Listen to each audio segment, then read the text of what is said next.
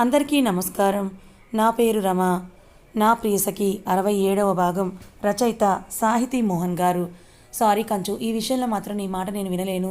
అసలు మన సిచ్యువేషన్కి కారణమైన వాళ్ళు ఎవరో తెలుసుకోకుండా వాళ్ళకి తిరిగి ఇచ్చేయకుండా ఉండటం నా వల్ల కాదు. కానీ నీకు నేను మాటిస్తున్నాను, వాడి వల్ల మళ్ళీ తిరిగి మన ఫ్యామిలీ ఎలాంటి ప్రాబ్లమ్స్లోనూ పడకుండా పని పూర్తి చేసే బాధ్యత నాది అనుకున్నాడు మనసులో. అప్పుడే తను చూసిన విషయం సూర్యకి చెప్తామని తన క్యాబిన్కి వచ్చిన అతను వాళ్ళని అలా చూసి ఓ సారీ అని అతను టక్కున వెనక్కి తిరిగిపోయి నుంచున్నాడు. అతని గొంతు వినగానే ధన్వి టక్కున లేచి సూర్య వైపు కోపంగా చూస్తుంటే ఒక్కసారిగా బాధని మర్చిపోయి చిరుకోపాన్ని ప్రదర్శిస్తున్న ఆమె తీరును చూసి నవ్వుతూ, హహా, నువ్వు అంతలా చూడకూడదు, ఇక్కడేం జరగడం లేదులే, కానీ లోపలికి రా శ్లోక్ అని అన్నాడు సూర్య. ఆ మాటలు విని వెనక్కి తిరిగి సూర్య వైపే ఇబ్బందిగా చూశాడు శ్లోక్. కానీ ఆ ఇబ్బందిని ధన్వి సూర్యలు కలిసి ఉండడం చూసి కలిగే ఇబ్బందే కానీ జెలసీ కానీ కాదు. మరి తనలో కలుగుతున్న ఆ ఫీలింగ్ ఏమై ఉంటుంది? నేను తనని మనస్ఫూర్తిగా ప్రేమించాను కదా. మరి అలాంటప్పుడు మనం ప్రేమించే వ్యక్తి ఎవరితోనైనా అలా సన్నిహితంగా చనువుగా ఉంటే అప్పుడు మనలో కలిగే జెలసీ, మరి కోపం కానీ బాధ కానీ ఏదీ నాలో ఎందుకు ఇసువంత కూడా కనిపించడం లేదు అనుకుంటూ ఆలోచనలో పడిపోతాడు అతను. ఇంకా అక్కడే నిలబడిపోయి ఉంటే శ్లోక్ రా లోపలికి అని అన్న సూర్య పిలుపులకి తన ఆలోచనలు పక్కకు పెట్టేసి వాళ్ళ దగ్గరికి వెళ్ళాడు. ధన్వి ఎంబారసింగ్గా ఫీల్ అవుతోంది అని అర్థమై ఆమెను డైవర్ట్ చేయాలనుకొని అసలు తను కలకత్తా వెళ్ళడానికి రీజన్ అయిన ప్రాజెక్ట్ గురించి మాట్లాడుతూ తనని కలిసిన సంతోషంలో మనం చేయాల్సిన ప్రాజెక్ట్ గురించి పక్కన పెట్టేశాం. కానీ ఇంకా డిలే చేయకూడదు, చెప్పు శ్లోక్, నెక్స్ట్ ఏం చేద్దాం అనగానే వాళ్ళిద్దరూ ఆ డిస్కషన్లో పడిపోయారు. వాళ్ళు అలా మాట్లాడుకోవడం చూసి తను కూడా నార్మల్ అయ్యి కాసేపు తను ఆ ప్రాజెక్ట్ కోసం రెడీ చేసిన ఫైల్ సాఫ్ట్ కాపీని వాళ్ళిద్దరికీ చూపిస్తూ వర్క్ అంతా కూడా ఎక్స్ప్లెయిన్ చేసింది. అలా వాళ్ళు కాసేపు మాట్లాడుకున్నాక మనం ఇప్పుడు కొలాబరేషన్లో చేయాలనుకున్న ఈ ప్రాజెక్ట్ కోసం ఇండియా మొత్తంలో ఇంకా 10 కంపెనీస్ పోటీ పడుతున్నాయి. అందులో 2 హైదరాబాద్ సిటీవే, ఒకటి మనది అయితే ఇంకోటి ఆ విక్రమాదిత్య కంపెనీ అని అన్నాడు శ్లోక్ సూర్య వైపు చూస్తూ. ఆ మాట వినగానే ఏదో ఆలోచనలో పడ్డాడు సూర్య. ఈలోగా అతను ఇక్కడికి వచ్చిన కారణం గుర్తు రాగానే ధన్విని చూసి అన్షియడి కనపడట్లేదు అని అన్నాడు శ్లోక్. అది విని నవ్వుతూ వాడు క్యాంటీన్కి వెళ్ళాడు వాళ్ళ కిరణ్ మామతో పాటు అని ధన్వి అనగానే ఆహా అని పెద్దగా నవ్వుతూ, ఇంకే ఇవాళ క్యాంటీన్లో ఉన్న ఐస్ క్రీమ్స్ అన్నీ కూడా నా లిటిల్ హీరో పొట్టలోనే ఉంటాయన్నమాట అని శ్లోక్ అనగానే, అమ్మో అవును, నేను లేకపోతే వాడు అందరినీ ఏదో ఒక మాయ చేసి లెక్క లేకుండా తినేస్తాడు ఐస్ క్రీమ్స్ అన్నీ అని అంటూ అక్కడి నుంచి చకచకా క్యాంటీన్ వైపుకు పరుగు తీసిన ధన్వి. అలా వెళ్తున్న ఆమెను చూసి నవ్వుకుని మళ్ళీ సూర్య వైపు తిరగగానే అతను ఏదో దీర్ఘాలోచనలో ఉండడం చూసి, ఏంటి సూర్య అంత డీప్గా ఆలోచిస్తున్నావు అని అడిగాడు. ఆ మాటకి తల తిప్పి శ్లోక్ని చూస్తూ, ఇందాక నువ్వు చెప్పిన దాని గురించి ఆలోచిస్తున్నాను అని అంటూ, అది సరే కానీ నువ్వు నాతో ఏదో మాట్లాడాలని వచ్చినట్టున్నావు, ఏంటి విషయం అని అడిగాడు సూర్య.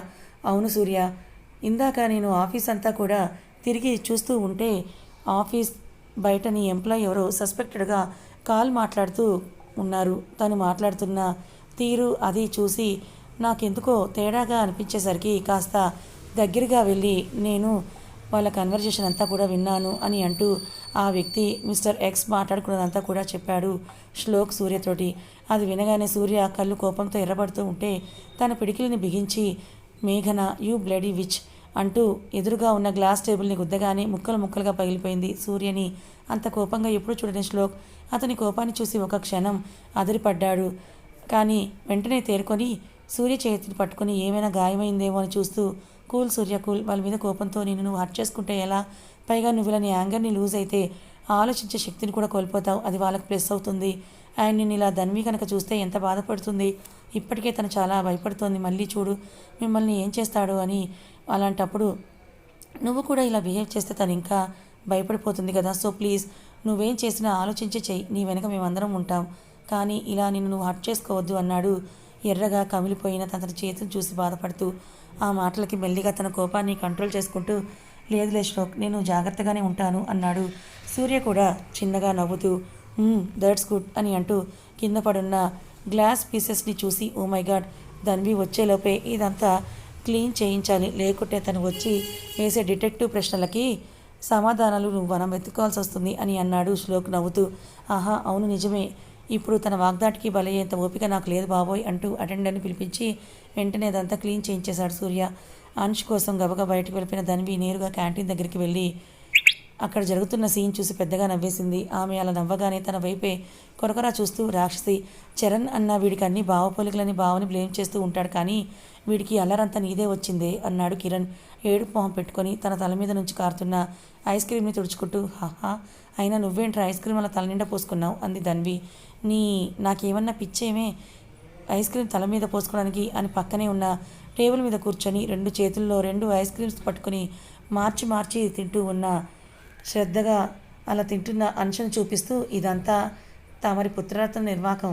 ఇందాక ఒక లేడీ ఎంప్లాయ్ ఐస్ క్రీమ్ తీసుకోవడానికి వెళ్తూ ఏదో ముద్దుగా ఉన్నాడు కదా అని వాడి బుగ్గగిల్లి వెళ్ళింది. అది ఈసారికి నచ్చలేదట.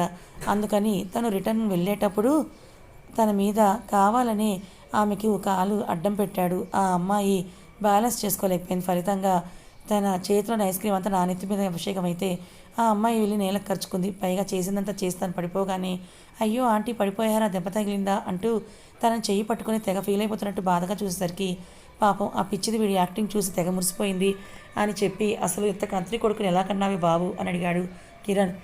వాడు చేసిన పనికి నవ్వుస్తున్నా దానిని పైకి కనపడినివ్వకుండా కవర్ చేసుకుంటూ, అంశ్ కన్నా మామ చెప్పేది నిజమా, నువ్వు ఆంటీని కింద పడేసావా అని అంది వాడి వైపు సీరియస్గా చూస్తూ. తన సీరియస్ ఫేస్ చూసి ఏడుపు మొహం పెట్టుకొని, సారీ అమ్మా, ఇంకోసారి ఇలా చేయను అన్నాడు అంశ్. వాడి ఫేస్ చూడగానే ఇప్పటిదాకా అంశ్ మీద చాడీలు చెప్పిన కిరణ్ వాడిని దగ్గరికి లాక్కొని ధన్వి వైపే సీరియస్గా చూస్తూ, ఏయ్ ఏంటే నువ్వు ఏదో చిన్నపిల్లాడు తెలిసి తెలియక కలర్ చేస్తే అంత కోపడాలా అని అంటూ రివర్స్ అయిపోయి మళ్ళీ తిరిగి ఆమెనే తిట్టేశాడు. అది వినగానే ధన్విని చూసి నాలికని బయట పెట్టి వెక్కిరించాడు అంశ్. వాడి వేషాలు చూసి ఇంకా సీరియస్గా ఉండలేక నవ్వేస్తూ, చాలే ఇంకా నీ అల్లరిని కట్టిపెట్టి చూడు, నీ వల్ల మామ ఎంతగా ఎలా అయిపోయాడో అని అంటూ కిరణ్ దగ్గర నుంచి అంశం తీసుకొని, నేను వాడిని ఏమీ అననులే, కానీ నువ్వు వెళ్ళి ఆ ఐస్ క్రీమ్ అంతా కూడా క్లీన్ చేసుకొనిరా, నిన్ను ఇలా చూస్తూ నవ్వకుండా ఉండలేకపోతున్నాను అంది ధన్వి. హిహిహి ఏడ్చావులే, కానీ నువ్వు వాడిని తీసుకొని లోపలికి వెళ్ళు, నేను క్లీన్ చేసుకుని వస్తానంటూ ధన్విని అంశని ఆఫీసులోకి పంపి తన రెస్ట్ రూమ్ సైడ్ వెళ్ళాడు కిరణ్. అప్పుడే క్రాంత్తో కలిసి బయటికి వెళ్ళబోతున్న మధు కిరణ్ ఒక్కడే ఉండడం చూసి ఇతను తనని ఎందుకు అవాయిడ్ చేస్తున్నాడో తెలుసుకోవాలని అనుకుని, క్రాంతి నువ్వు వెళ్తూ ఉండు, నేను రెస్ట్ రూమ్కి వెళ్ళొస్తాను అంటూ స్పీడ్గా కిరణ్ దగ్గరికి వెళ్ళింది. చుట్టుపక్కల ఎవరూ లేకపోవడం చూసి ఫాస్ట్గా పరిగెడుతూ కిరణ్ ముందుకు వెళ్ళి ఆగింది. సడన్గా మధు అలా తన ముందు ఆగేసరికి అడుగు తడబడి ఆమెను గుద్దుకోబోయి లాస్ట్లో నిలదొక్కుని తన వైపు సీరియస్గా చూశాడు. ఏదో అడిగేద్దామని హడావిడిగా అక్కడికి వచ్చింది మధు. ఐస్ క్రీమ్లో మునిగి తీర్చినట్టుగా ఉన్న కిరణ్ని అవతారాన్ని చూసి, ఆహాహా ఏంటిది, ఐస్ క్రీమ్ తినే పద్ధతి ఇదేనా, లేక ఐస్ క్రీమ్తో ఏమైనా స్నానం చేస్తే ఎలా ఉంటుందని కొత్తగా థింక్ చేశావా అని అంటూ పెద్దగా నవ్వటం మొదలుపెట్టింది మధు. ఆమె తనని చూసి అలా నవ్వుతూ ఉండేసరికి అతనికి ఉక్రోషం వచ్చేసి, అవునే, ఎప్పుడు ఐస్ క్రీమ్ తినడమేనా, ఒక్కసారి దాంతో స్నానం చేస్తే కూడా ఎలా ఉంటుందో చూద్దామని ఇలా ట్రై చేశాను, యాక్చువల్లీ చాలా బాగుంది కూడా, నువ్వు కూడా ట్రై చేద్దు కానీ రా అంటూ మధు చేయి పట్టుకొని పక్కనే ఉన్న గోడకి లాక్ చేసి ఆమెని చేరువుగా వచ్చేశాడు. సూర్య ఆఫీస్లో ఉండేసరికి అందరూ ఎవరి సిస్టమ్లు వాళ్ళ దగ్గర అతుక్కుపై వర్క్లో లీనమైపోవడంతో వీళ్ళని గమనించేందుకు కూడా అక్కడ ఎవరూ లేరు. అతని సడన్గా అలా దగ్గరికి వచ్చేసరికి కంగారుగా అతని కళ్ళల్లోకి చూస్తూ ఉండిపోయింది మధు. ఇంత ఇంచు గ్యాప్లో నుంచున్న కిరణ్ ఊపిరి వెచ్చగా తన మోము తాకుతూ ఉంటే కంగారుగా తగ్గి తెలియని మైమరుపు ఆమెను చుట్టేసరికి అలానే రెప్ప వేయకుండా అతన్నే చూస్తూ ఉంది. అప్పటికే మధు చూపుల్లో బందీ అయిపోయిన కిరణ్ కూడా అన్నీ మర్చిపోయి ఆమె నడుము చుట్టూ చేయి వేసి ఇంకా దగ్గరికి లాక్కొని ఐస్ క్రీమ్తో నిండిపోయిన తన చెంపల్ని ఆమె చెంపలకి రాశాడు. అక్కడి నుంచి మెల్లిగా కింద కదులుతూ ఆమె మెడవంపుల్లోకి చేరిపోయి అక్కడ పెదవుల్ని ఉంచేసరికి మత్తుగా కళ్ళు మూసుకొని అతని కాలర్ని గట్టిగా పిడికిలలో బంధించేసింది మధు. ఆమె అలా చేయగానే మెల్లిగా తలెత్తి మధుని చూసిన కిరణ్కి మూసి ఉన్న రెప్పల్ని అదురుతున్న పెదవుల్ని చూసి తన మనసు వశం తప్పింది. మెల్లిగా ఆమె కనురెప్పల్ని తన పెదవులతో స్పృశించి తర్వాత చెంపలపై తను రాసిన ఐస్ క్రీమ్ని తన పెదవులతోనే క్లీన్ చేశాడు. అతని తడి పెదవుల స్పర్శకి మెల్లిగా కళ్ళు తెరిచి కిరణ్ వైపు చూసి సిగ్గుతో తల పక్కకు తిప్పేసుకుంది మధు. ఆమె సిగ్గును చూసి నవ్వుకుంటూ మెల్లిగా ఆమె గడ్డం పట్టుకుని తన వైపు తిప్పుకొని అదురుతున్న ఆమె అదరాలను అందుకోవని నా ముందుకి వచ్చాడు. సరిగ్గా 4 పెదవులు జతకూడుతున్న వేళ ఎవరివో అడుగుల శబ్దం తమ చెవులకు చేరేసరికి తేరుకొని కంగారుగా దూరం జరిగాడు ఇద్దరు. మధు కిరణ్ చూసి సిగ్గుతో తలదించేసుకునేసరికి పూర్తిగా ఆ మాయ నుంచి బయటికి వచ్చాడు. అప్పటికి కానీ తెలియలేదు తను ఏం చేయబోయాడో. నేనేంటి ఇలా చేశాననుకుంటూ ఐఎమ్ సారీ అంటూ మధుని ఫేస్ చేయలేక అక్కడి నుంచి వడివడి అడుగులతో వాష్రూమ్లోకి వెళ్ళిపోయాడు కిరణ్. అప్పటిదాకా సిగ్గుతో తలదించేసుకొని ఉన్న మధు అతను అలా సారీ చెప్పేసరికి టక్కున తలెత్తి వెళ్ళిపోతున్న కిరణ్ వైపు అయోమయంగా చూస్తూ నుంచుండిపోయింది. వాష్రూమ్ కని వెళ్ళి చాలాసేపైనా ఇంకా మధు రాకపోవడంతో తన కోసం అక్కడికి వచ్చిన క్రాంతి కదలకుండా బొమ్మలా అలాగే నిల్చున్న ఆమెను చూసి, ఏయ్ మధు, నేను నీకోసం అక్కడ వెయిట్ చేస్తూ ఉంటే నువ్వేంటి ఇక్కడే నుంచున్నావు అంది తనని కదుపుతూ. క్రాంతి తనని అలా కదిపేసరికి ఆ మాటలకి తేరుకొని అదేం లేదులే పద వెళ్దాం అని అంటూ వెనక్కి తిరిగి చూస్తూనే ఆమెతో కలిసి ముందుకు వెళ్ళిపోయింది మధు.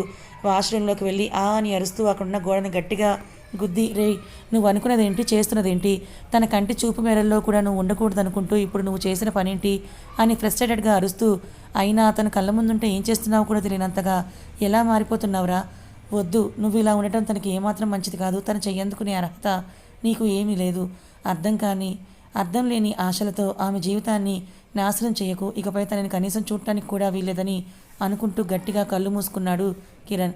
మూసి ఉన్న రెప్పలు తమకి ఏమాత్రం అడ్డురావు అన్నట్టుగా కన్నీళ్లు జలజారాలుతూ ఉంటే కాసేపు కదలకుండా అలానే ఉండిపోయాడు కిరణ్.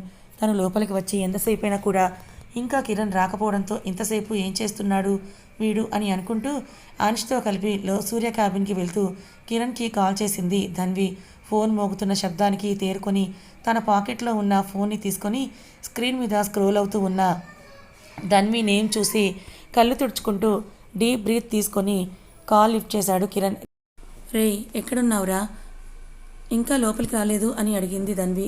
వస్తున్నానే, కాస్త హెడేక్గా ఉండేసరికి టీ తాగడానికే వెళ్ళాను, వచ్చేస్తున్నాను అని అన్నాడు. త్వరగా రా అంటూ కాల్ కట్ చేసి సూర్య దగ్గరికి వెళ్ళింది ధన్వి. కాల్ కట్ అవ్వగానే మళ్ళీ ఫోన్ని పాకెట్లో పెట్టుకొని ఫెయిర్ అంతా కూడా వాష్ చేసుకొని తిరిగి ఆఫీస్లోకి వెళ్ళాడు కిరణ్. కాల్ మాట్లాడుతూ లోపలికి వచ్చిన ధన్విని చూస్తూ, ఎవరిని త్వరగా రమ్మంటున్నావు అన్నాడు సూర్య. ఇంకెవరు మన కిరణ్నే, ఇదిగో ఉన్నాడుగా మీ అల్లరి కొడుకు, వాడి తల నిండా ఐస్ క్రీమ్ పోశాడు, నువ్వు వెళ్ళు నేను క్లీన్ చేసుకుని వస్తాను అని వాష్రూమ్కి వెళ్ళాడు, ఇంకా రాలేదు, అందుకే కాల్ చేశాను అంది ధన్వి అంచు వైపు కోపంగా చూస్తూ. వాళ్ళ అమ్మ కోపాన్ని చూసి భయపడి మెల్లిగా తన చేయి విడిపించుకొని సూర్య ఒడిలోకి చేరిపోయాడు అంచ్. అది చూసి స్లోకి నవ్వుతుంటే సూర్య కూడా వాడిని దగ్గరకు తీసుకొని నవ్వుతూ, ఇదంతా నిజంగా భయమే అని అడిగాడు. ఆ మాటలకి సూర్యని చూసి హిహిహి అని పల్లికిలించాడు అంచ్. వాడి నవ్వును చూసుకొని నవ్వేస్తూ కాసేపు కొడుకుని ముద్దు చేసుకొని, మన ఆఫీస్ ఎలా ఉంది, నీకు నచ్చిందా అని అడిగాడు సూర్య అంచ్తో. చాలా బాగుంది నాన్న, కానీ నాకు ఇక్కడ బోర్ కొడుతోంది, మనం ఎక్కడికైనా వెళ్దామా, నన్ను ఎక్కడికైనా తీసుకెళ్ళవా అని గారాలు పోవడం మొదలుపెట్టాడు అంచ్. వాడి క్యూట్ ఫేస్ చూసి నవ్వేస్తూ, ఎక్కడికి వెళ్దాం కన్నా, నువ్వే చెప్పు అంటున్న సూర్యని చూసి బుగ్గన వేలు పెట్టుకొని ఆలోచిస్తున్నట్టుగా ఫేస్ పెట్టి, మూవీకి వెళ్దాం అన్నాడు అంచ్ నవ్వుతూ. ఓకే గ్రాంటెడ్ అంటున్న సూర్యని చూసి నవ్వేస్తూ, ఇంకా నేను వెళ్తాను సూర్య అంటూ అక్కడి నుంచి వెళ్ళిపోదామని పైకి లేచాడు శ్లోక్. ఎక్కడికి వెళ్ళేది అని ఏమడిగాడో విన్నావు కదా, సో ఇప్పుడు మనం అందరం కలిసి మూవీకి వెళ్తున్నాం అన్నాడు సూర్య. మేమెందుకు సూర్య, మీరు ముగ్గురు వెళ్ళిరండి హ్యాపీగా అంటున్న శ్లోక్ వైపు సీరియస్గా చూస్తూ, అంటే ఏంటి నీ ఉద్దేశం, మేము ముగ్గురమే ఉంటే హ్యాపీగా ఉంటామా, మీరు మాకు డిస్టర్బెన్స్ అనా, అలా ఏం కాదు, మనందరం కలిసి ఉంటేనే మాకు హ్యాపీ అని ధన్వి వైపు చూస్తూ, ఏంటి కంచు నువ్వేం మాట్లాడవేంటి అన్నాడు సూర్య. అది విని నవ్వుతూ, అవును సార్, మేము ముగ్గురం ఉండే కంటే అందరితో కలిసి ఉంటేనే మాకు సంతోషంగా ఉంటుంది, ఇంకేం మాట్లాడకండి, మీరు కూడా మాతో పాటే వస్తున్నారు, మనందరం కలిసి మూవీకి వెళ్తున్నాం అంతే అని అంది ధన్వి. వాళ్ళిద్దరూ అంతలా చెప్పేసరికి ఇంకేం మాట్లాడలేకపోయాడు శ్లోక్. వీళ్ళు మాట్లాడుతూ ఉండగానే చరణ్కి కాల్ చేశాడు సూర్య. అప్పుడే రౌండ్స్కి వెళ్ళి వనికి వస్తున్న చరణ్ సూర్య కాల్ రావడంతో లిఫ్ట్ చేసి, ఏంటి బాబా, నువ్వు ఆఫీస్కి వెళ్ళి గంటేగా అయింది, అప్పుడే కాల్ చేసావు, నా మీద బెంగకాని పెట్టుకున్నావా ఏంటి అని అడిగాడు నవ్వుతూ. అవును బావా, నువ్వు లేకపోతే నాకేమీ తోచట్లేదు, అందుకే నీతో కలిసి సరదాగా షికార్కి వెళ్దామనిపించింది, అందుకే కాల్ చేశాను, ఫ్రీగా ఉంటే చెప్పు, మనిద్దరం మూవీకి వెళ్దాం, కావాలంటే ఏ డిస్టర్బెన్స్ లేకుండా కార్నర్ సీట్ బుక్ చేస్తా, ఏమంటావు అన్నాడు సూర్య మోకింగ్ టోన్తో. ఎందుకు బాబు, నన్ను కుమ్మేయడానికా, ఏం అక్కర్లేదు అని నవ్వుతూ పేషెంట్స్ ఎవరు లేకపోవడం చూసి దీపు క్యాబిన్లోకి వెళ్ళాడు చరణ్. మరి నువ్వేగా అడిగావు బెంగ పెట్టుకున్నావా అని, మరి ఆ బెంగ తీర్చుకోవద్దు, అసలే చెయ్యి కూడా బాగా దురదపెడుతోంది అన్నాడు సూర్య పిడికిలి బిగించి చూస్తూ. పేషెంట్ రిపోర్ట్ ఏదో చూస్తూ ఉన్న దీపు కాల్ మాట్లాడుతూ లోపలికి వస్తున్న చరణ్ని చూసి ఏంటన్నట్టుగా కళ్ళెగరేసింది. అలా అడుగుతున్న దీపు చెయ్యి పట్టుకుని పైకి లేపి తను ఆ చైర్లో కూర్చొని ఆమెని తన ఒళ్ళో కూర్చోబెట్టుకొని, నాకిప్పుడు నీ చేతి పవర్ని తట్టుకునే ఓపిక లేదు బావోయ్, నన్ను వదిలేయి అని అంటూ ఫోన్ పక్కకు పెట్టి దీపుని చూసి కన్ను కొడుతూ, అసలే రాత్రంతా బాగా అలసిపోయానన్నాడు చిన్నగా. అది వినగానే తన చుట్టుకున్న చేతుల మీద గట్టిగా గిచ్చేసింది దీపు. నొప్పికి ఔచ్ రాక్షసి అని ముద్దుగా కసరాడు చరణ్. తను ఫోన్ దూరంగా పెట్టిన చరణ్ మాటలన్నీ కూడా స్పష్టంగా వినిపించేసరికి లోపల చీక్స్ని కొరుక్కుంటూ, రే బావా, నేను ఒకడిని ఇక్కడ లైన్లో ఉన్నానని గుర్తుందా, మర్చిపోయావా అని గట్టిగా అరిచాడు సూర్య. ఆ అరుపు విని మళ్ళీ ఫోన్ చెవి దగ్గర పెట్టుకుంటూ, హిహిహి చాలీ బావా చెప్పు ఇంతకీ ఈ విషయం ఏంటి అడిగాడు చరణ్. ఏడ్చావులే కానీ ఇప్పుడు ఏ ఎమర్జెన్సీ కేసులు ఏమైనా ఉన్నాయా నీకు అని అడగగానే అలాంటివేం లేవు బావా, ఈవెన్ మా ఓపీస్ కూడా ఆల్రెడీ అయిపోయాయి అంటూ అయినా ఇప్పుడు ఇవన్నీ ఎందుకు అడుగుతున్నావు అన్నాడు చరణ్. అవునా అయితే ఇప్పుడు మీరు ఫ్రీయే కదా, సో దీపుని తీసుకొని ఐమాక్స్కి వచ్చేయి, నీ అల్లుడు మూవీకి వెళ్దామని అడిగాడు. సో మేమందరం కలిసి అక్కడికి వెళ్తున్నాం, నేను కూడా వీళ్ళందరం తీసుకొని 30 మినిట్స్లో అక్కడికి వచ్చేస్తాను, అందరం కలిసి లంచ్ చేసి మూవీకి వెళ్దాం అని అన్నాడు సూర్య. ఓకే ఓకే బావా మేము ఇప్పుడు స్టార్ట్ అవుతామన్నాడు చరణ్. ఓకే జాగ్రత్త అని చెప్పి కాల్ కట్ చేశాడు సూర్య. మీ అన్న కూడా వచ్చేస్తున్నాడే, ఇంకా మీ తోకలకి ఇన్ఫర్మేషన్ ఇవ్వాలి అని నవ్వుతూ మిహిర్కి కాల్ చేసి మన గ్యాంగ్ అందరినీ తీసుకొని నా క్యాబిన్కి వచ్చాయని చెప్పాడు సూర్య. తను కాల్ చేసిన నెక్స్ట్ మినిట్లోని గ్యాంగ్ అందరితో పాటు సూర్య క్యాబిన్లో వాలిపోయాడు మిహిర్. అందరినీ చూస్తూ అంచుకన్నకి మూవీ చూడాలనుందట, సో మనందరం ఇప్పుడు మూవీకి వెళ్తున్నాం. చరణ్ దీపు కూడా స్టార్ట్ అయ్యారు. పదండి మనం కూడా వెళ్దామని తన సీట్లో నుంచి లేస్తూ డల్గా ఉన్న కిరణ్ ఫేస్ చూసి నొసలు చిట్లిస్తూ కిరణ్ ఆర్ యూ ఓకే అని అడిగాడు. మధు గురించిన ఆలోచనలో ఏమరపాటుగా నుంచున్న కిరణ్ సూర్య పిలుపుకు తేరుకొని ఐఎమ్ ఓకే బావా ఏమైందని అడిగాడు. అతను పైకి మాత్రం ఏమీ లేదని చెప్తున్నా లోపల దేనికో బాధపడుతున్నాడని అర్థమైనా ఇప్పుడు తనని కలపడం కరెక్ట్ కాదని ఎక్కువ రెట్టించకుండా సరేలే పదా వెళ్దామని అంటూ మిహిర్ని వైపు చూస్తూ మధు కాంతి ఏరి అని అడిగాడు. అప్పటి వరకు మధు వాళ్ళలో లేదని గమనించుకొని కిరణ్ ఒకవేళ తన ప్రవర్తనకి బాధపడి ఇక్కడి నుంచి వెళ్ళిపోయిందా ఏంటి అని అనుకుంటూ మిహిర్ ఏం చెప్తాడా అని తన వైపే చూశాడు కంగారుగా. క్రాంతి ఏదో చిన్న షాపింగ్ ఉందని చెప్పి మధుని బయటకు తీసుకొని వెళ్ళింది, వాళ్ళిద్దరూ కలిసి మాల్కి వెళ్ళారట అన్నయ్య అని అన్నాడు మిహిర్. నేను కాల్ చేస్తాను, వాళ్ళని డైరెక్ట్గా థియేటర్ దగ్గరికే రమ్మని చెప్తాను. మధుకి కాల్ చేస్తూ పార్కింగ్ వైపు కదిలారు అందరూ కారులో కూర్చున్నాక కార్ని థియేటర్ వైపు పరుగులు పెట్టించాడు సూర్య. కారులో కూడా అందరూ హుషారుగా మాట్లాడుకుంటున్న కిరణ్ మాత్రం ఇవేవీ పట్టించుకునే స్థితిలో లేడు. మధు ఆ సంఘటనని ఎలా తీసుకుందో, తన గురించి ఏమనుకుంటుందో అన్న ఆలోచనలు తనని ఉక్కిరిబిక్కిరి చేస్తుంటే ఆ టెన్షన్తో ఏసీ కారులో కూడా చెమటలు పట్టేస్తున్నాయి అతనికి. కథ ఇంకా ఉంది. మధుకి కిరణ్ అంటే ఇష్టం. ఆ విషయం కిరణ్కి తెలిసి కూడా మధుని ఎందుకు దూరం ఉంచుతున్నాడు? కిరణ్కి మధు అంటే ప్రాణం కదా. మధు కిరణ్ల ప్రేమ విషయం సూర్యకి తెలుసా? తెలిస్తే మరి వీళ్ళిద్దరి గురించి ఏ స్టెప్ తీసుకోబోతున్నాడు? అలాగే మిస్టర్ ఎక్స్కి హెల్ప్ చేస్తుంది ఎవరో కాదు మేఘన అని కూడా తెలిసిపోయింది కదా. మరి ఇప్పుడు మేఘన ద్వారా మిస్టర్ ఎక్స్ ఎవరో తెలుసుకోబోతున్నాడా? తర్వాత ఏం జరగబోతుందో తెలుసుకోవాలనుకుంటే ఛానల్ని ఫాలో అవ్వండి. కథ నచ్చితే లైక్ చేయండి, మరి కొంతమందికి షేర్ చేయండి. ఇలాంటి మరిన్ని మంచి కథల కోసం ఛానల్ని సబ్స్క్రైబ్ చేసుకోండి. Thank you so much for watching.